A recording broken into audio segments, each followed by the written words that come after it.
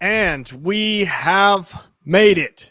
Matt, the 2024 European League of Football season is officially done at the championship game weekend this past weekend. But we have got one more show to recap it all. Welcome everybody in the chat on YouTube and Twitch. And I am here, of course, with my co-host, the man himself, who I actually got to meet in real life this weekend. He's real. He's a lot taller than you guys think. Matt Bressington. What's going on, Matt? How you doing? Hello, everyone. I'm exhausted. What a week. What a season. You know, when you're like getting right to the end and then everything happens, it comes to a conclusion, and then for like a week after, you're just knackered. I've kind of gone through that feeling. But that announcement of the Nordic Storm that we'll get to later, I'm not gonna lie, that's given me some rejuvenation of my off-season like planning. I've been thinking about it a lot. Oh, big time. That's right up your alley. I know you're looking at all the potential players for that squad. So what we've got today, of course, we're going to go over the championship game and the championship game weekend, including the ELF honors, which Matt and I were at, and I got to host, and I wasn't too sweaty at. So we're going to touch on that, talk about some of the awards given out.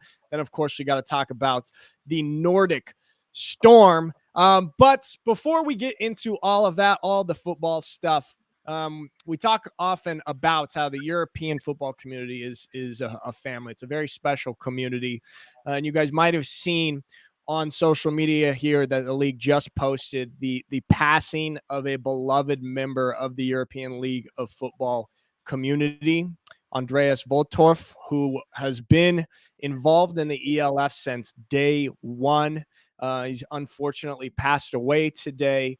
And we just want to pay our respects to him. And here we have a photo of him. He started off, he was an equipment manager for the Hamburg Sea Devils, and then he became a game manager for the league. He was at so many games.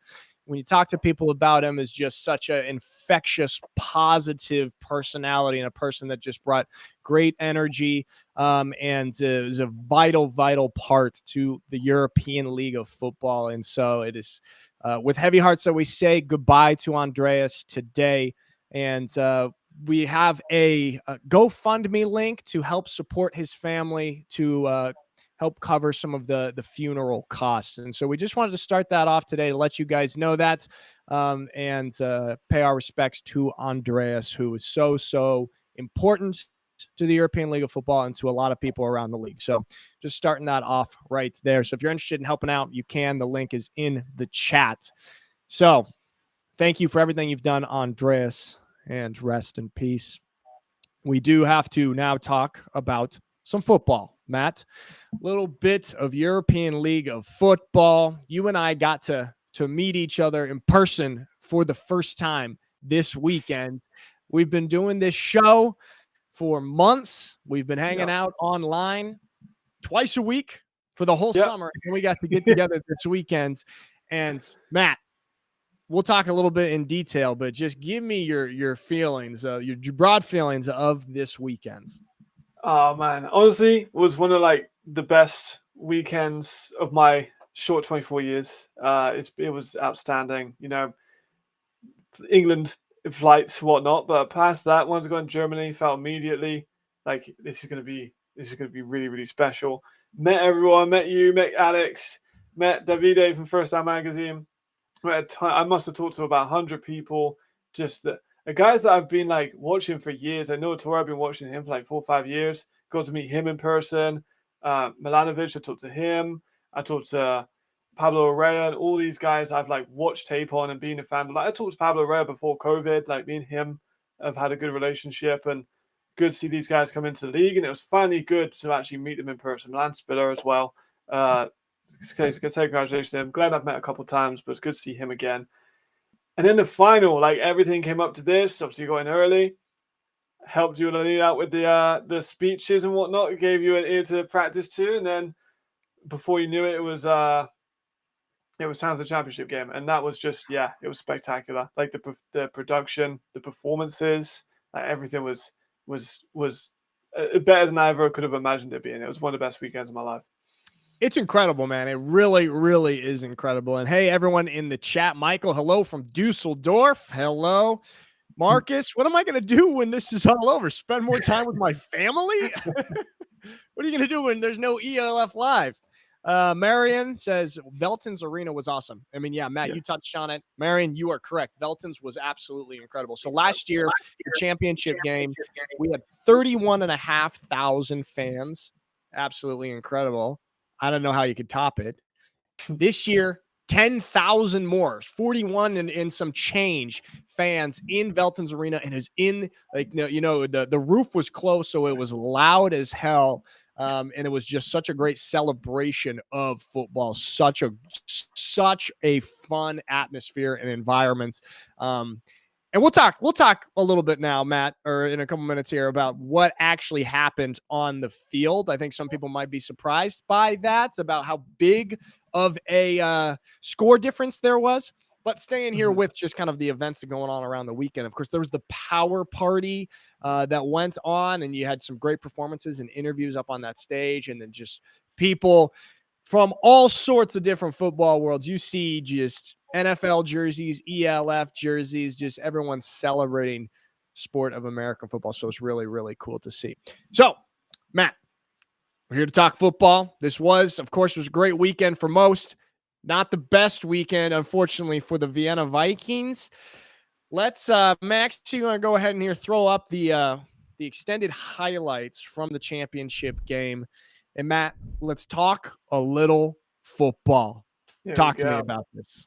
I think that both teams played really, really well. And we already addressed the score difference, but I do generally think that Vienna played well. They just had some moments. They just, there was a safety call for any interception.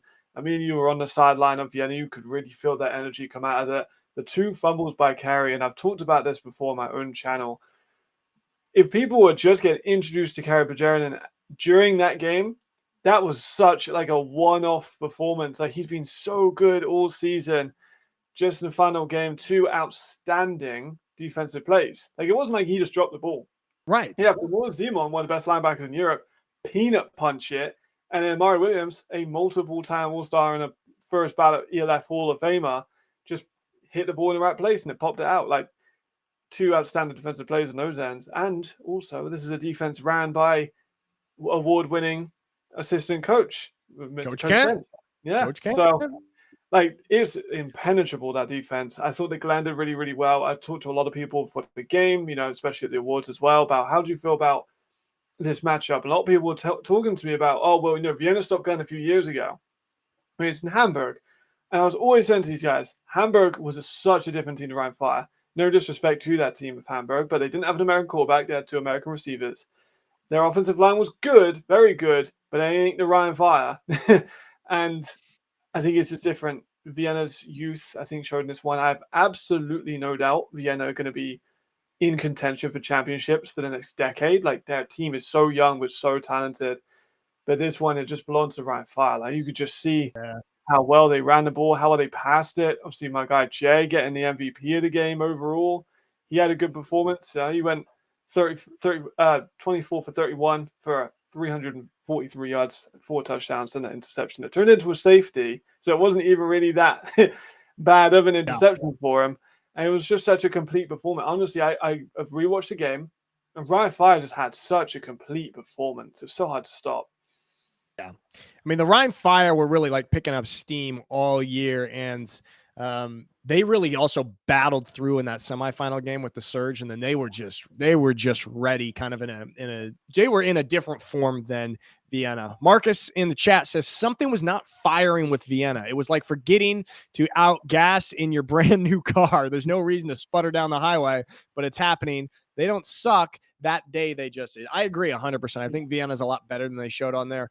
I mean, Matt, you and I were on Vienna's sideline, and Vienna went down at the opening of the game, and they scored. Ben Holmes to Reese Horn right in the corner. We were right there, beautiful.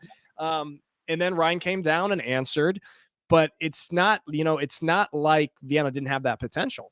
But a couple things, those turnovers for sure, and I do feel bad for Carr because he's a fantastic player. Guys, don't think if you're new to American football and seeing Carr for the first time, don't judge him off that. Judge him off him being an all-star player. And because, just like you said, it's not like he just dropped the ball or was really being reckless with the ball. Those are incredible defensive plays. And there's a coach in this league that I respect the opinion of a lot, who says Simone is a top 10 player in this league, regardless of position. And so that is, it's a good ball player making a good play. And then the second one, I think Omari, just perfect form tackle, just helmet on the ball, popped it out. So, you got to feel bad for Kari in that situation. But you know what was really cool, Matt? Obviously, you and I were on the sideline there.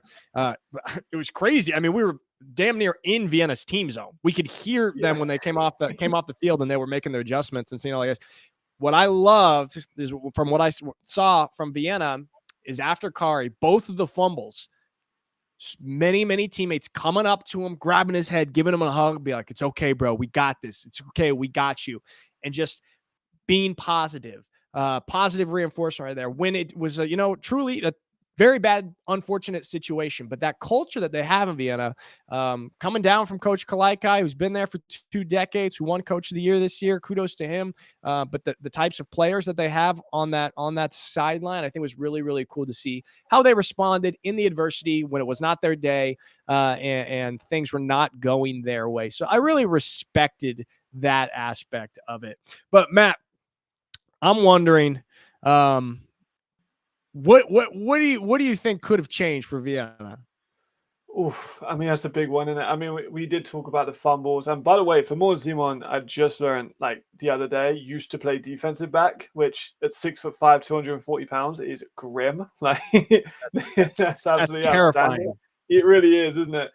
And I think I was talking to Sven Berenbach before the game, obviously one of the best tackles in the league, all pro. And me and him had a quick discussion about the experience of the Rhein Fire team. And I think that really showed in. Vienna had this big part of adversity with that safety and that interception that wasn't to be.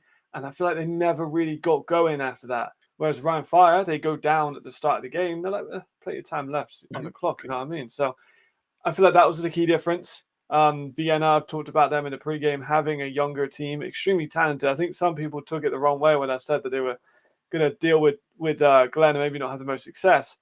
But they are such a vastly successful team, Vienna Vikings, historically. And I think they're going to continue to be there. But that experience, I think, was a factor, not the factor, because ultimately I think it was turnovers and just Fire crowd as well, because when we were so close to Dusseldorf, that was loud for the Rhein Fire. I mean, when Marshall got an interception, couldn't even hear myself think of the sound that was behind because it was just that loud. And it became Holmes having to try and push the agenda, right? Because they were down so much. He had to try and force the ball down the field. Playbook got a little more limited. People trying to rush these plays over. Ultimately ends in an interception. The offensive line, again, such an unbelievably good unit, didn't have their best game. So Ben Holmes was running out quite a lot. That didn't help.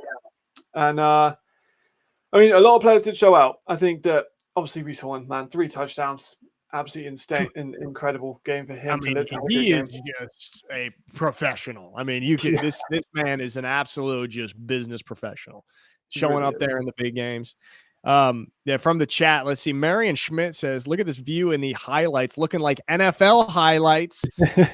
Yeah, they are. And shout out to Sven, who did the production, the TV production. He worked so hard. Matt, remember you and I were talking to him in the hotel lobby, talking to him about all the stuff that goes on behind the scenes to get that beautiful production. So shout out to Sven, who does that. And Bison says special teams hurt them too, given the Fire starting field position on the 40 on both drives before and after half didn't help their cause. Yeah. Also the fact that, I mean, Vienna scored, right? They got the touchdown from Reese Horn, and it was, I think, 13-23 with like a minute left in the first half. Okay, that's manageable. 10 points going into the locker room, down 10. But then they let them score right before half with 30 seconds left. And then Ryan scored again coming out of halftime. And that's really where they pulled away right there. And that was difficult. But you touched on it. Ben Holmes kind of having to run for his life, whereas Jadrian was much more protected. He got to really sit back in the pocket there. And when you give Jadrian time, I mean, he throws a damn pretty football. And we saw him doing that, 343 yards. And he was not, let me see, was he sacked? Yeah, he was sacked. Okay. Right. But Vienna, you know who I was really impressed with? Aaron Donkor. Watch him. I think he had 2 sacks and just the speed off the edge, man. He was an absolute problem. I mean, you can see he's got that NFL talent right there, and he was showing it on the football field, man. Absolutely. I think McKnight deserves a lot of praise too. Me and him, like me and you were talking about how good he was, especially at the start of the game. 141 and a touchdown for him. They actually had 5 guys get receiving touchdowns, which is absolutely outstanding. But McKnight, honestly, could add a case for MVP. Like, he was that good. Like, he was so good, especially that like pirouette one where he got tackled and kind of managed to spin out of it and get a couple more yards. And you touched on the beautiful pass to Sarland as well. Just me and you was stood like pretty near it. Just a gorgeous throw over the top. Like, that was one of the best. Like, me and you also talked about just being able to see the shot of like a film that looked like a film angle. Right. Beautiful. In the chat, let's see. 4 Up, Vienna is good, but Ryan Fire's God, 100. 4 Up also says Tunga should have been MVP. Freaking got robbed. I don't know. I don't think that Glenn would even say that. Glenn won league MVP the night before, but I think it was very clearly Jadrian that day. And if not, then McKnight probably. And I think that Glenn would probably say the same thing. So got to disagree with you there. 4 Up.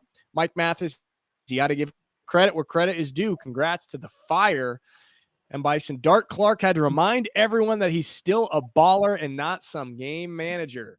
Hey, Jadrian did that. He did that for sure. 4 Up is going crazy about Glenn winning MVP of the game. So Jadrian should have handed Glenn Tunga. Glenn actually got under 100 yards.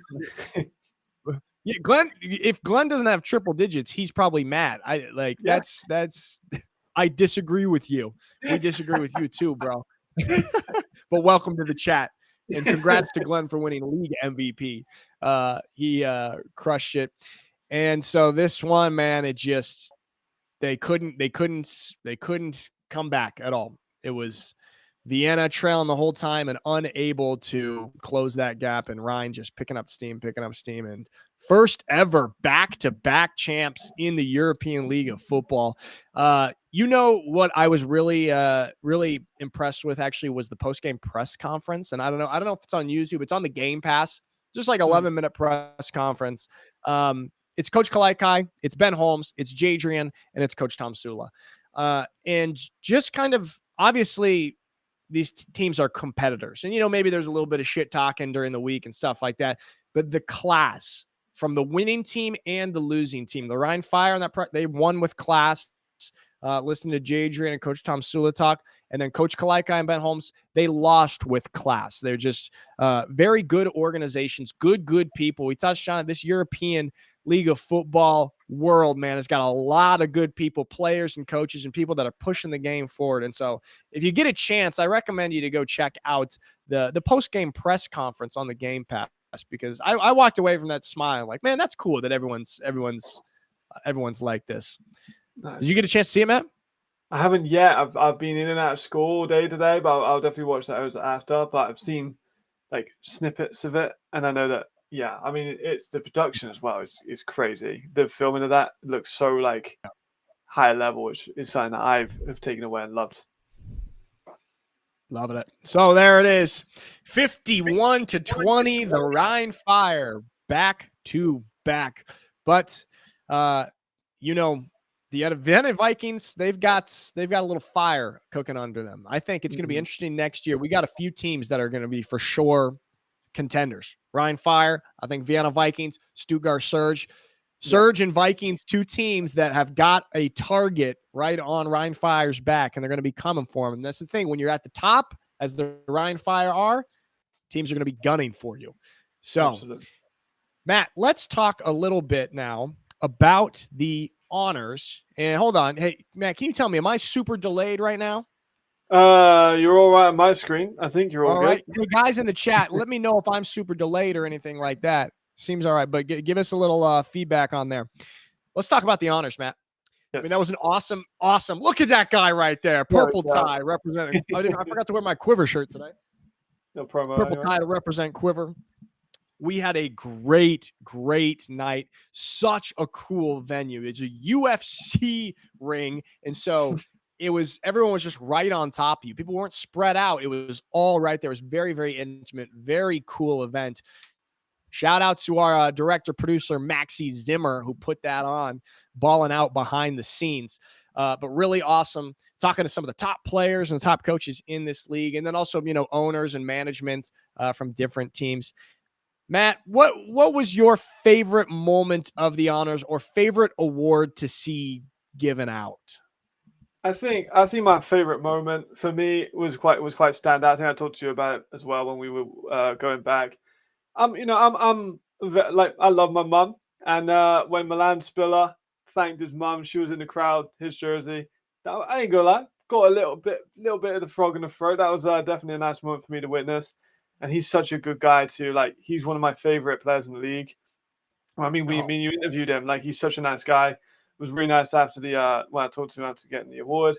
Yeah, that was definitely a standout moment to me. I also met Glenn's family as well, and that was really, really cool. So I think just goes back to this level of European football, doesn't it? Like, everyone's so connected. It's so, like, accessible, and for me, it was a no-brainer with that moment with Milan. Yeah. That's the thing, man. It really is so accessible. It's a very strong community, and I think that's a thing that's incredibly special about this league. Obviously, the NFL is a higher level football, but this community and all of these people that are able to interact with each other, I think is a very cool thing. For me, one of my favorite, I had a lot of favorite moments. One of my favorite moments was Jonathan Falk's speech.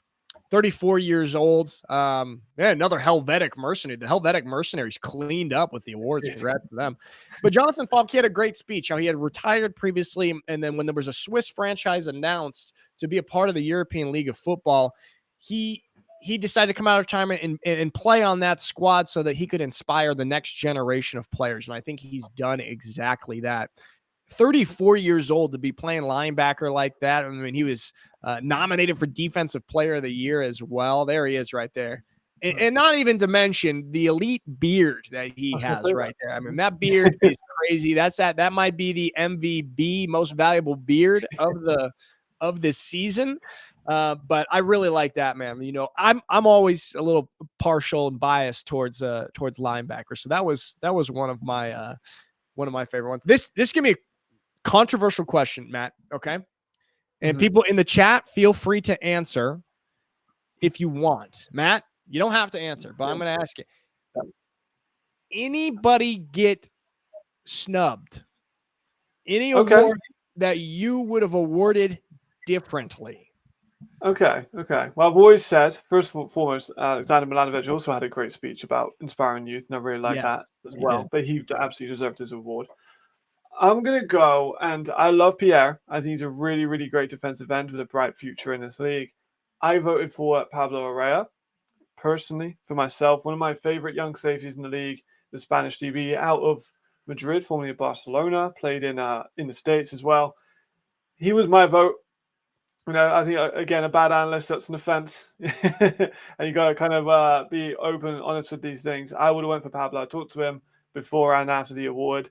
And I'm sure he'd be fine with me sharing this. But, when you're like, I don't really mind about it, and then you don't win the award and, kind of really, really wanted to win that. He had that kind of feeling about it going out of the thing. But, yeah, great guy. Future is definitely going to be there for him and for Pierre. So, a little bit of not rivalry, because I played completely different positions in completely different conferences. But I think it's good to have this discussion of, man, there's so much youth talent in this league that, you could argue that someone who wasn't even nominated could be the winner. You know what I mean? It's just such a depthful league. Well, speaking of which, M. Bison in the chat says, all due respect to Coach Kalaikai from Vienna, but Rip Scherer not getting Coach of the Year was a highway robbery. So that's a very fair point. I think Coach Scherer could have been in the conversation for at least being nominated. And I think a lot of people would say that. He said the Madrid head coach gotten Coach of the Year. This is Mark Wilson taking a first-year team to the wild card playoffs. My man Marcus says Newman, Coach Newman. We always love Coach Newman. Mattioli as well. Coach Mattioli as well. Coach Mattioli deserves to be in the conversation, bringing a second-year franchise and winning a playoff game, getting to the semifinals. Speaking of Paris Musketeers, there's Magic Zach Edwards right there. And he won Offensive Player of the Year. And you know what? I'm gonna hold my tongue. I'm just gonna say, Matt, there's some interesting. You're not going to give one? What's that? You're not going to give what your one of like who you would have went for? Oh, Matt. Oh, well. Hey, listen. You said a good analyst, like a good analyst comes in the game. A bad analyst sits on the sideline. I'm the definition of a bad analyst. You're the analyst on this show. I'm just a host. I can't analyze. I am abstaining. I do. I'll tell you. If I, maybe off camera. I'm trying to be friends with everybody here. I'm just happy for everybody. I want everybody to win. I'm a supporter of all the players and coaches. Yeah. So but man, it was an awesome event. And yeah, you touched on it, Milanovic as well. Great person in the community. There's Glenn. Oh, Glenn, MVP. Glenn gave a great speech. A lot of these guys gave really good speeches, man. I was super impressed. Yeah.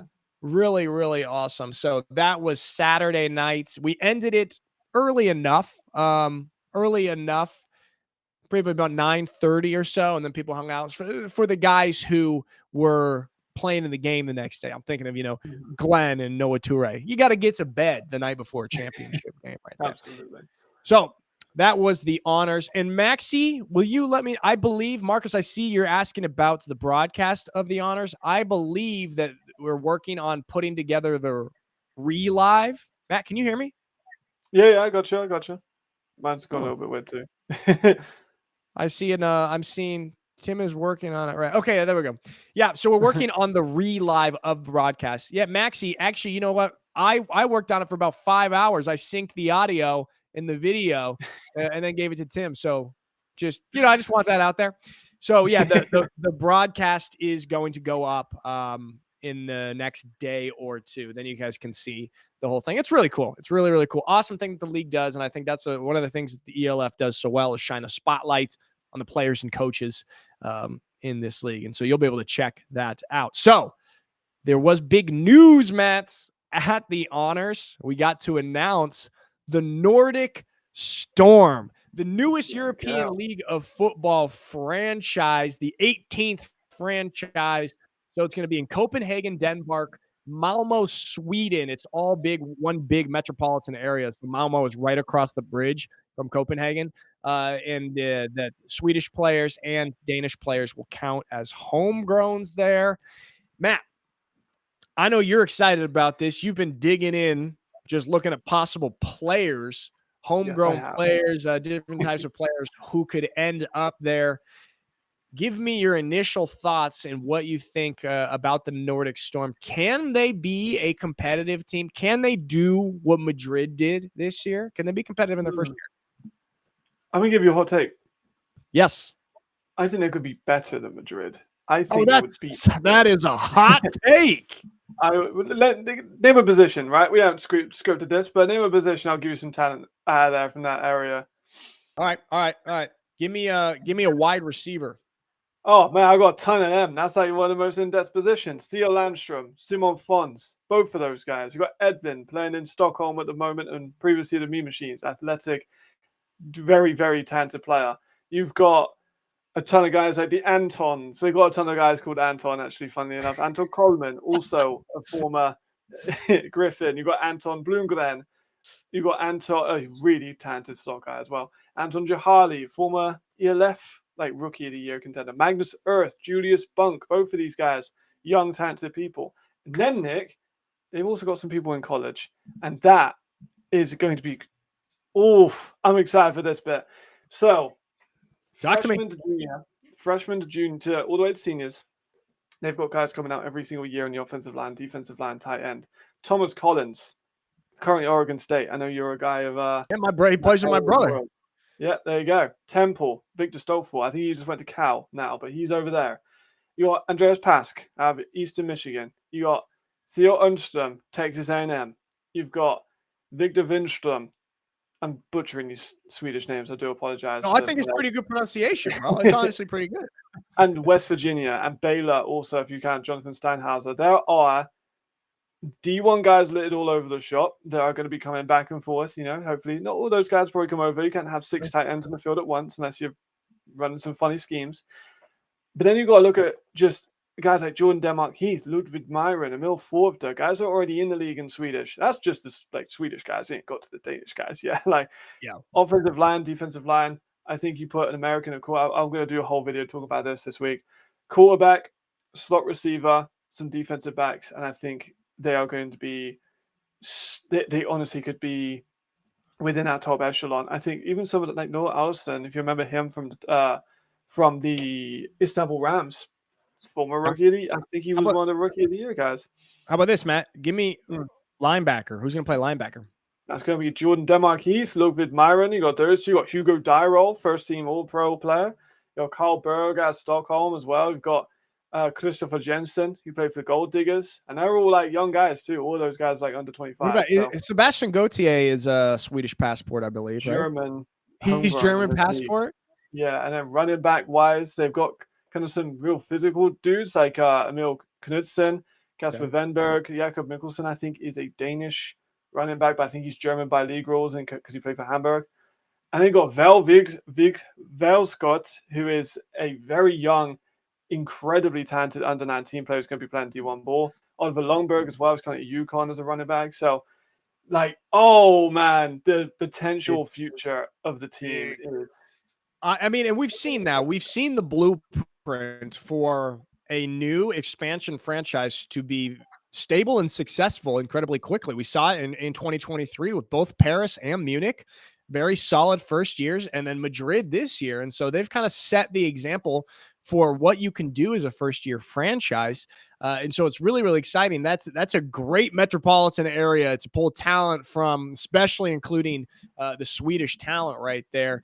A lot of people have been talking about, a team up there for the last few years. And so it's awesome to see that done. It's cool. There was a video going around on Instagram of some of the people who were involved in the behind the scenes of getting this program built from the ground up and all the stuff that goes into it. A team doesn't just pop up here and you just throw a logo on them and be like, yeah, let's have the Nordic Storm next year. It's tons and tons of effort that goes in behind the scenes. So we got to give a little bit of a shout out to the people that do the work behind the scenes for this league and for football, for all of these players and coaches to be able to thrive on the field and for us to be able to enjoy it and watch that product and have football games each weekend. So shout out to all of them. Matt, you're getting gassed up in the chat right now. Are you seeing this?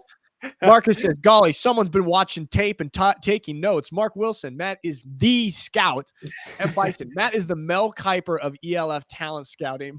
Matt VP. I think that's not even half of it, guys. Like, don't get them started. All right, here we go. Give me a big hot take right here, Matt. You said you think they're going to be quite good next year. Coming in, we're going to have 18 teams and we're going to have preseason power rankings.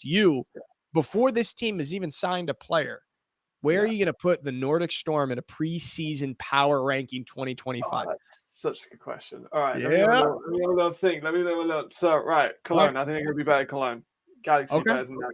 Sea Devils, Bravos, they're going to be better than them. Well, we're going to, if we get Nordic Storm, also let's not forget that we're probably going to have some realignment, which is going to be exciting. True. Maybe Hamburg. Frankfurt is more south than Hamburg, if I'm not mistaken. So maybe we'll have them move into the central. I don't know that. Well, we'll find out. They're probably going to be in a northern division or a western kind of division. I'm not sure. We'll see how that works out. I think currently the teams they would be below of now, having no players, right, is Vienna, Stuttgart, Fire, and Paris. So I think they're a top 5 team, and they haven't even signed. Wow, Matt Bressington. Yeah. What is the date? It's September 26, 2024. Clip this. Somebody clip this, and we'll come back to this. Matt's saying Nordic Storm are going to be a top 5 team. Marcus in the chat says 6. So he's kind of there with you. Mark Wilson is not feeling it. Mark says, my pet peeve is pre-play power rankings. Hey, Mark, that was a very fair pet peeve right there, But what analysts got to do something. We got to pretend that there's value here. We got to pretend.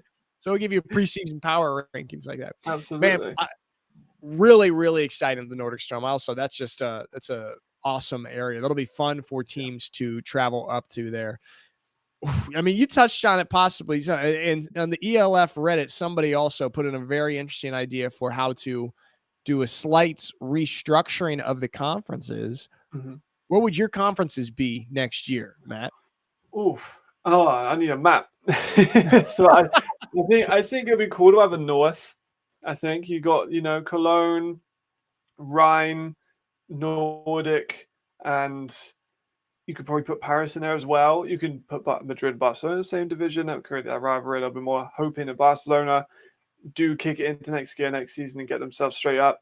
I think you could even have the possibility of having the Raiders and the Raiders. Oh my goodness, Raiders and Vikings. I'm getting too excited. Yeah, Move yeah. into the same division. I think that would be fun because then it adds a little bit more to that rivalry, right? When you're fighting for that competition, you need competition in the East. I think you move. But I know they're very central located geographically, but a man can dream about potential matchups. That's what's the ELF offseason for, if not for dreaming about matchups? Exactly. A man can dream. And hold on, let me pull up real quickly here. I'm doing a little bit of digging Yeah. because I want to give the suggestion. It's from Football. Football does great work around the league. Good job, Football. Way to go. Football. This is their suggestion. That we go 2025. We've got 18 teams now. That's 3 clean of 6. No more of the odd number. You know who really hates that is our man Maxi, because it's really hard to make symmetrical graphics when you have 17 teams. Give him an even number, and we got it. So Football says that the Western Conference, this is their suggestion: Rhine Fire, Paris Musketeers, Cologne, Frankfurt, and the Nordic Storm. Okay. Yeah. All right. So basically what they suggested there is boot. Wait, who are we missing? Madrid. Yeah. Sorry. Yep. Boot Madrid from the Western Conference. Put Madrid in the Central. And so Central would be Stuttgart, Munich, Madrid, Milano, Barcelona, Helvetic. And that would boot what you just said, the Raiders to the East. So it'd be Vienna, Raiders, Panthers, Berlin, Fehervar, and Prague.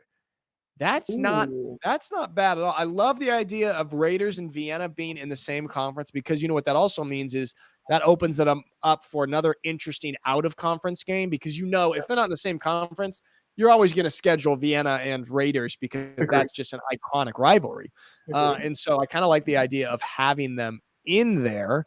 And that would also kind of balance things out a little bit. The Eastern Conference will be quite interesting if you have Berlin, Panthers, Raiders, and Vienna, don't you think? That's true. My one thing would be we saw Madrid create some real rivalries with the Rhine Fire and with like Paris. Right. That would be my only thing of like. Then again, no. If you told me I could get Madrid versus Surge, I'm gonna bite your hand off to take that game. Right. Madrid Surge would be interesting. Madrid Munich would be interesting also, don't you think? And Raiders versus Berlin or Raiders versus Panthers, if they can get themselves straight up, that would be also pretty interesting. Exactly. And I think the Raiders are going to get themselves sorted out. I mean, they extended Coach Jim Harriman. I love that. Get a little stability in there. We'll see what they do at quarterback. See, N'Kosi Perry showed a lot of promise, came in second half of the year. What do they do there? But I think the Raiders are going to be a team next year that gets some stuff in order. That would be tough and look at that right there. Look at that map. Our man Max, you whipped that up. Best in the business right there. Who else can make a graphic that fast? No one. Oh, that's beautiful. South, middle, and if there's south, central, north, that you could do that. That's beautiful right there. Look at that squad. We're really covering a lot of Europe. Yeah, I mean, it would be interesting if you do Northern Conference. See the tough thing. Yeah. Ooh. All right. Here we go. Not to stall too much on this, but Matt, give me a world where there's 4 conferences. I know that's uneven, but if you had 4 conferences, what would you do? 4 conferences. I think I'm going to put Vienna, Raiders, Enthroners, and Milan, because then you get Raiders versus Vikings. Okay. And then you also get Enthroners versus Milan, which had some fun moments. Okay. I'm putting Helvetic, Barcelona, Madrid, and Paris. Okay. You know what I mean? That's a nice one. Sure. And then I'm gonna cluster Surge, Cologne, Fire, Galaxy. Yep. And then I'm gonna put. Oh, I've gone 2 over. And now I'm gonna put. Yeah, you're good right there. You just have to have 1 extra. Yeah, and then I'm a bundle in. I don't want the team that's not in Germany in one of the conferences. Can't have an all German conference, really, can you? Right. I mean, you could really actually, just based on the geography right here, if you just went by like the proximity for teams, those are really interesting conferences. Those are really interesting. And each team kind of has like a rival at their level. Like, for example, if you do that Southwest there, Paris and Madrid both in it, Helvetic and Barcelona both in it. And kind of same with that's Southeast, Raiders in Vienna and Throners Seaman. Let's see, what are people saying in the chat? Let's see what you guys got. Mark says Western Conference: Madrid, Barcelona, Paris, Rhine, Copenhagen, Helvetic. Interesting. Okay. Ahmet says North, Central, and South conferences, 6 teams, 2 matches with 1 additional. I can't really understand what you're saying there, Ahmet, but sounds great. Let's see. Mark says, and then the Central will be Stuttgart, Vienna, Milan, Tyrol, Berlin, and Hamburg. Interesting. Berlin and Hamburg in there. Frank, how about 2 conferences? Whoa, NFL style, AFC, NFC. Not bad. Yeah, I kind of like that. I quite like that. Who would you have in your 2? That's not a bad idea, Frank. And then Mark finishing out would go East: Panthers, Thunders, Lions, and Throners, Cologne and Frankfurt. The only thing there is Cologne and Frankfurt are pretty far from being in the East, but hey, it's an interesting conversation to have, because obviously, we're going to work in the offseason and everything on making a little bit more parity to reduce the number of big score game blowout type games, because we've got the talented teams. We've got the great teams. And if we can match them up well, we can have a handful of great games every weekend. Don't you think, Matt? Absolutely. 100%. And I think two conferences would be cool, but you'd have 9 in each. It'd be quite a big conference, but right. Like you said, there's even on the teams that didn't necessarily do as well in 2024 as they hoped. Like Helvetic had a rookie of the year and a defensive rookie of the year and the homegrown player of the year. And that was a 1-win team, and they had 3 award winners. The talent is indisputable. Yeah, I mean, Helvetic is a great story right there, because that's one that had a lot of trouble off the field, and they finally got a little bit of stability there. And then those guys pulling away with those 3 awards, that's a real bright spot for that organization. And then, some of these other teams that didn't have much success, there were still flashes of improvement. Prague got their first win, so some of these teams moving in the right directions. But yeah, there we have it. 18 teams for 2025. That's it. Max, you got to throw that graphic on Instagram, Maxie. Absolutely. Marcus said, I never did so good with geography. I was right before football practice. There we go. So lastly, Matt, we got just a little bit of news that came out here. And okay, good. Maxie's going to throw that on Instagram tomorrow. But you saw it here first, because you guys are ELF Live viewers. You were the elite fans of the European League of Football. You're better than everyone who doesn't watch it. So congrats. Yeah. 2 signings coming out of Vienna. But first one, and Maxie, I don't know if you have the graphic ready. Ben Holmes, first team all pro quarterback, is back. He's extended for next year. Matt, chat, thoughts on that? I love that signing. I mean, he had a great year. I mean, it's hard really not to argue it. Obviously, he's having his family. Hopefully they can return back to Austria in full health, and he can get back to a second run at the title, because he was great this season. I had a lot of doubts because there was just so little tape on him coming into the year. Alex had 0 doubt in his mind, and obviously if you haven't seen his video on Instagram, do check it out. It's hilarious. Oh yeah.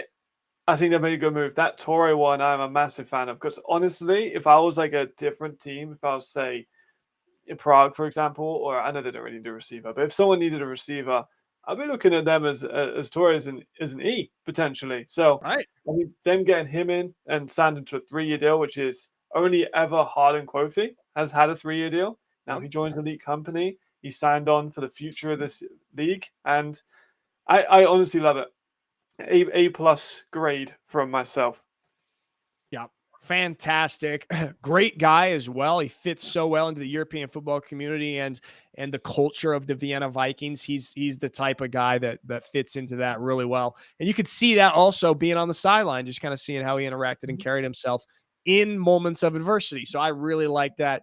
I also love that he's probably got a little bit of fire to come back and compete against the Rhine Fire as do the Stuttgart Surge. It's going to be a heavyweight bout next year to try and, first of all, get back to the championship game and to win the championship game next year. There's going to be some squads gunning for it. So massively, massively excited about that. I love when guys come back, especially when American guys who, this is first time in Europe. You don't know how he's going to like it. You don't know how the situation's going to be. Clearly likes it. He's coming back. And so we all get Ben VP for the 2025 season. And then you touched on it, of course, Noah Toure, Offensive Rookie of the Year as well. 3-year deal, second ever player in the ELF history to sign a multi-year deal like that, I believe. And this is, what's that? For the more than 2 years, we had to do 2-year deals, but 3-year deals, him and Harlan, I believe. 3-year, okay. Him and Harlan are the only 3-year deals. And it's obviously coming off that Rookie of the Year season is absolutely massive for them. So that's super exciting for the Vienna Vikings. And Matt, I mean, we're about to get into the free agency stuff, free agency offseason, and it's going to get crazy, bro. Yes, it really is. I mean, you heard so much stuff during the week. Like, we can't talk about it yet, but there's things flying around that I'm excited for. The rumors that were flying around Gelsenkirchen, the championship game weekend, are insane. Some of these are concrete, and some of this news is going to come out. Stay tuned. I'll stay tuned. I mean, make sure you sat down when you see them too. Make sure you're sitting down. Make sure you're sitting down when you pull up Instagram and look at the ELF page. Marcus says, what about whispers about Riley? Please tell me he wants to fight for a ring at home next year. There are whispers, Marcus, and there are whispers. There are certainly whispers. Riley's another guy who's got a fire after how things went out at the end of 2024, and I think he's definitely considering it. And so we'll see if Jordan Newman can't get his recruiting clause in him and bring him back, because I would be thrilled about that. Bring me back Jadrian, Ben VP, Riley. Get those top quarterbacks back in this league.